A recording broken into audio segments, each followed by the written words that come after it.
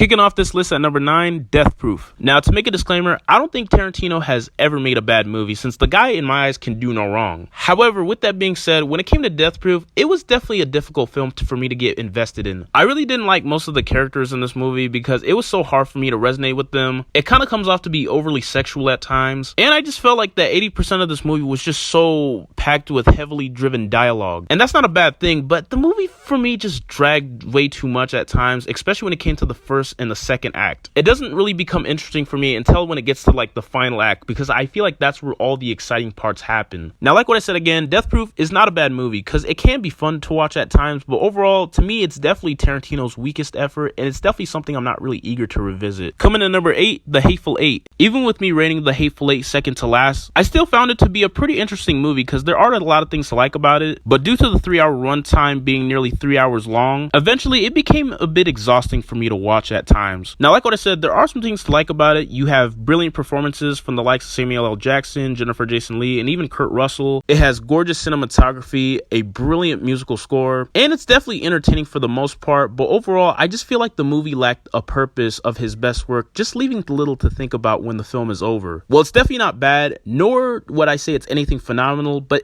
I would say that it's just good enough. Coming in number 7, Jackie Brown. Now, Jackie Brown is probably Tarantino's most underrated movie, and while sure it may not be one of his strongest efforts, but it's definitely pretty standard, to say the least. It's about an airline attendant played by legendary actress Pam Grier who smuggles money to the U.S. for a black market gun runner excellently played by Samuel L. Jackson, and when she swindles him out of his money, she finds herself in a sticky situation, needing all use to find a way out. I don't really have much to say about it other than Jackie Brown is a pretty good movie that paid homage to these black female focused movies, wrapping up in a typically complex Tarantino X-plot. Coming at number 6, Once Upon a Time in Hollywood. Now, I remember just having a blast watching Once Upon a Time in Hollywood the first time in theaters. While there are some people out there who think that it's boring and that it does drag a bit at times, I just had way too much of a fun time just to focus on that. I could tell that this was like Tarantino's love letter to classic 60s Hollywood and how he gives his own perspective of how life was like back in those days. It tells a story about two best friends, an actor and a stuntman, who have come to understand that the world has passed them by. I absolutely love the chemistry between Leonardo DiCaprio and Brad Pitt in their respective roles as Cliff Booth and Rick Dalton. Margot Robbie was just absolutely mesmerizing as Sharon Tate. Plus, it also has an excellent yet a very explosive third act with the Manson family subplot. And while sure not every single thing in this movie works out for me, because I did have some nitpicks here and there, but nonetheless, Once Upon a Time in Hollywood is definitely something worth revisiting once in a while. Coming in at number 5, Reservoir Dogs. Now, this is definitely the film that put Tarantino on the map. With Reservoir Dogs being Tarantino's directorial debut, it was such a fresh take on the heist genre, never showing us anything from the actual robbery itself. It was a complicated, non-linear structure that helps us get into the idea of who these people are and why they get involved in such a cockeyed scheme. Perhaps this movie is best known for that awesome yet incredibly violent scene with Mr. Blonde played by Michael Madsen, where he cuts off the cop's ear while playing Stealer Wheels stuck in the middle with you in the background. That combination of ironic violence and black humor is like the key of understanding Tarantino's style of filmmaking.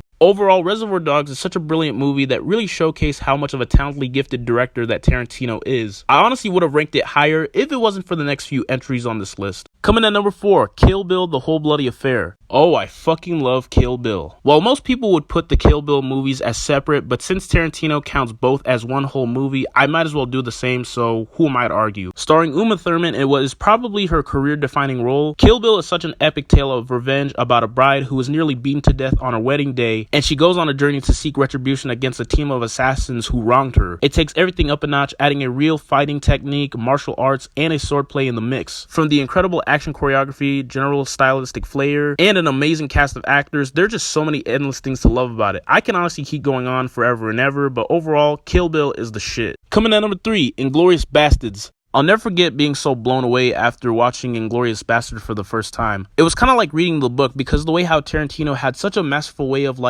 breaking down this movie into different chapters within 3 different stories, where you have a squad of Jewish guerrilla fighters known as the Bastards, a theater owner executing a mission of revenge, and even a Nazi colonel who's dedicated his job of catching Jews. You have Brad Pitt, who gives one of his greatest performances as Lieutenant Aldo Rain, but Christoph Waltz hands down was the show stealer of this entire movie as Colonel Hans Landa, who's perhaps one of Quentin Tarantino's best written characters ever. Plus, I can't forget the way how this movie famously ends with the self-referential line, "I think this might just be my masterpiece." And I totally agree.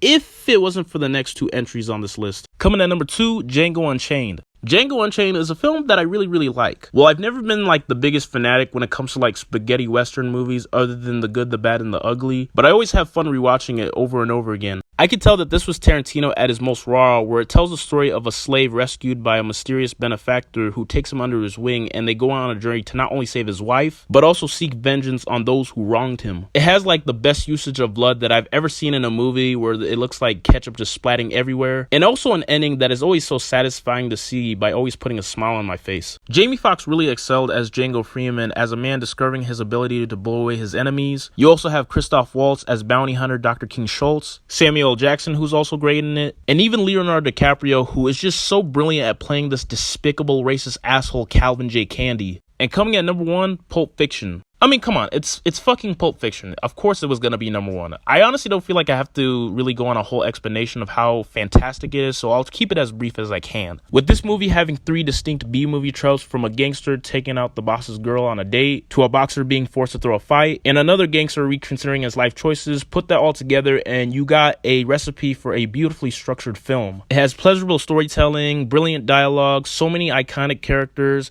great soundtrack, etc., etc. It's had a huge pop culture following ever since release in 1994. It has influenced so many other great movies that came years after. Overall, Pulp Fiction is just undeniably one of the greatest movies of all time, and it's without question Quentin Tarantino's magnum opus.